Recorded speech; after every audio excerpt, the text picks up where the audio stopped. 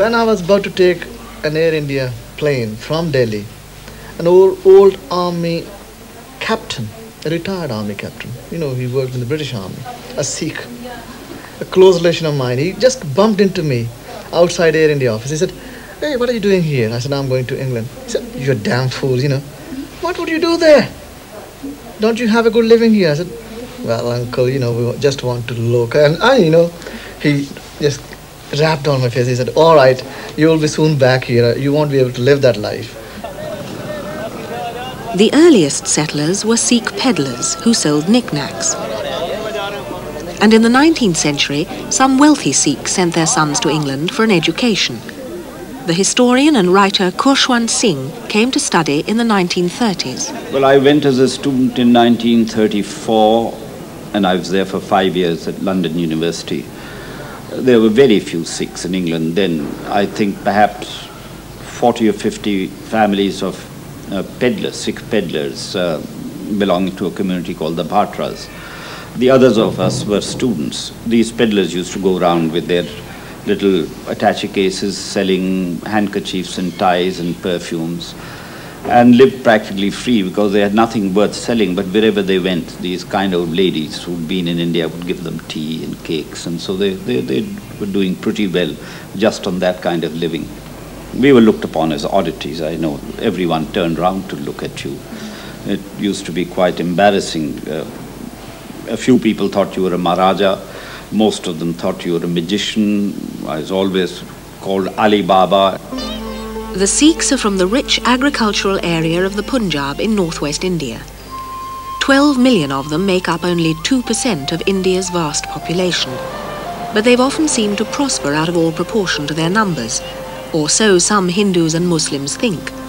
It was precisely because they were a small elite group that the British often preferred them, especially after they remained loyal during the mutiny of 1857.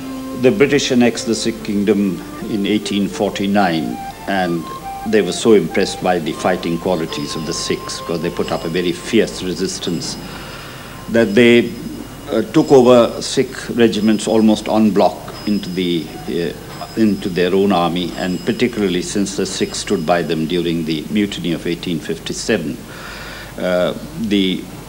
A large proportion of the British Indian Army was Sikh, as much as nearly 30%, right up to World War I. And they also employed Sikhs as policemen in all parts of their empire.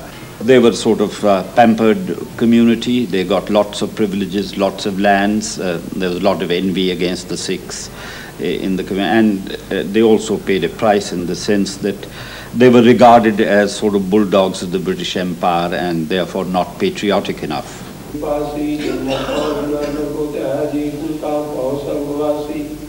Sikhism developed out of Hinduism in the 15th century. Appalled by the Hindu caste system, the first Sikh gurus abolished inequalities between people and called them all Singh, meaning lion. Their surname was to unite them and make them all equal. Central to the Sikh faith are the 5 Ks, the symbols that they wear.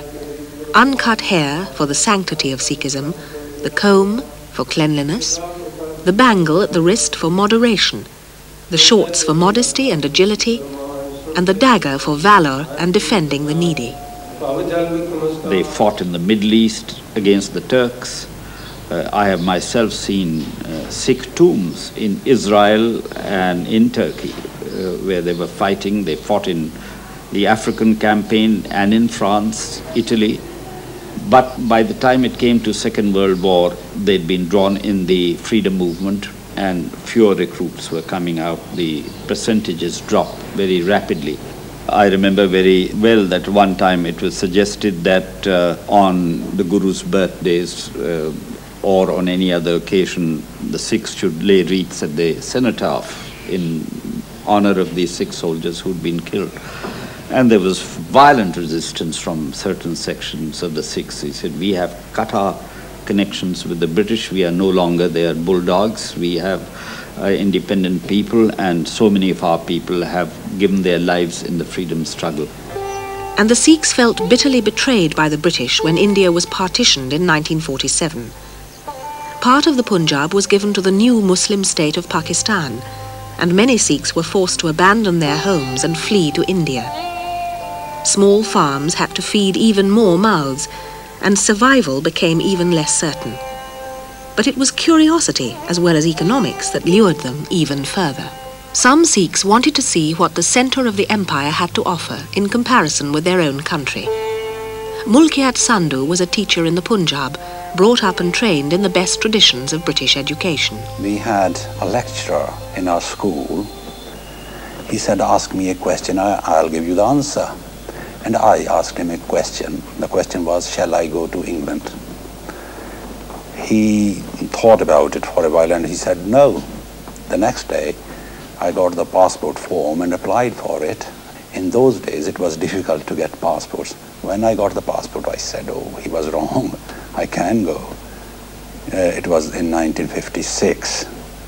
But I waited because I heard the stories in this country that you have to work in foundries, hard work, ashes and all that. So I hesitated.